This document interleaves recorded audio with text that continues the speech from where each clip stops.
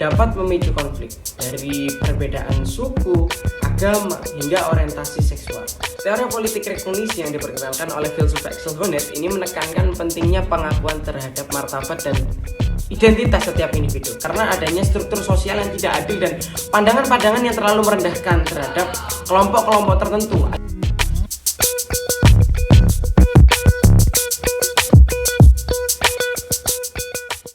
Assalamualaikum warahmatullahi wabarakatuh. Perkenalkan, nama saya Ahmad Ilham Gimnastiar Lekimi dengan NIM 174221071. Di sini saya akan menjelaskan tentang teori politik.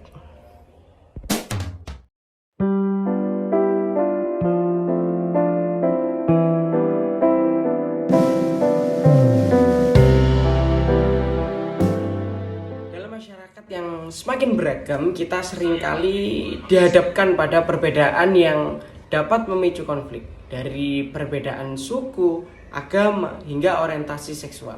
Setiap individu memiliki identitas yang unik yang dapat dihargai, yang patut dihargai. Namun seringkali kita melihat adanya ketidakadilan dan diskriminasi yang dialami oleh kelompok-kelompok tertentu. Nah, bagaimana kita bisa membangun masyarakat yang inklusif dan adil di tengah keberagaman ini? Jawabannya mungkin terletak pada sebuah konsep yang dikenal sebagai teori politik rekognisi. Teori politik rekognisi yang diperkenalkan oleh filsuf Axel Honneth ini menekankan pentingnya pengakuan terhadap martabat dan identitas setiap individu. Ketika seseorang merasa diakui dan dihargai keberadaannya, mereka akan merasa memiliki tempat dalam masyarakat dan lebih bersedia untuk berpartisipasi.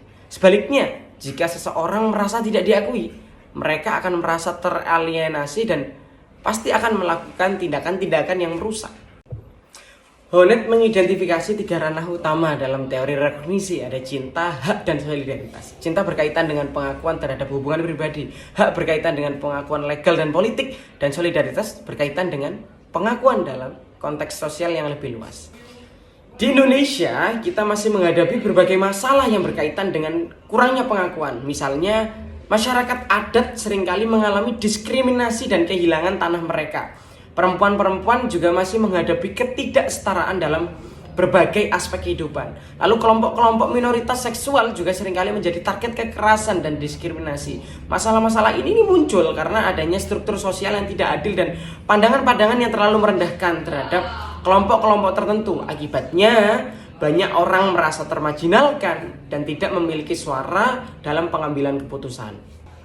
Teori politik rekognisi ini menawarkan solusi yang komprehensif untuk mengatasi masalah-masalah ini. Beberapa langkah yang dapat diambil antara lain di aspek pendidikan. Pendidikan, melalui pendidikan kita dapat menanamkan nilai-nilai toleransi atau nilai-nilai keberagaman atau saling menghormati sejak dini. Lalu dialog antar kelompok. Ini membuka ruang dialog antara kelompok mayoritas dan minoritas untuk saling memahami dan menghargai perbedaan. Lalu ada kebijakan afirmatif. Ini menerapkan kebijakan yang memberikan kesempatan yang sama bagi semua kelompok, terutama kelompok yang terpinggirkan. Lalu ada perubahan budaya.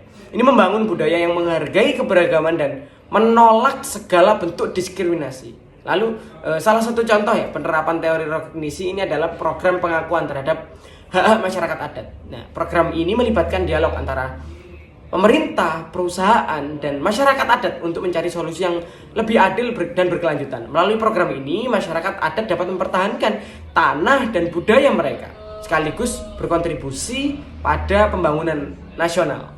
Kesimpulannya adalah, teori politik rekognisi ini memberikan kerangka berpikir yang penting untuk membangun masyarakat yang lebih adil dan inklusif, dengan mengakui keberagaman dan memberikan ruang bagi semua suara. Jadi kita dapat menciptakan masa depan yang lebih baik bagi semua. Setiap individu ini memiliki peran penting dalam mewujudkan perubahan ini. Mari kita mulai dengan langkah kecil seperti menghargai perbedaan dan melawan segala bentuk diskriminasi. Jadi mungkin itu saja untuk pembahasan video kali ini. Itu saja dari saya. Akhirul kalam. Wassalamualaikum warahmatullahi wabarakatuh. Bye bye.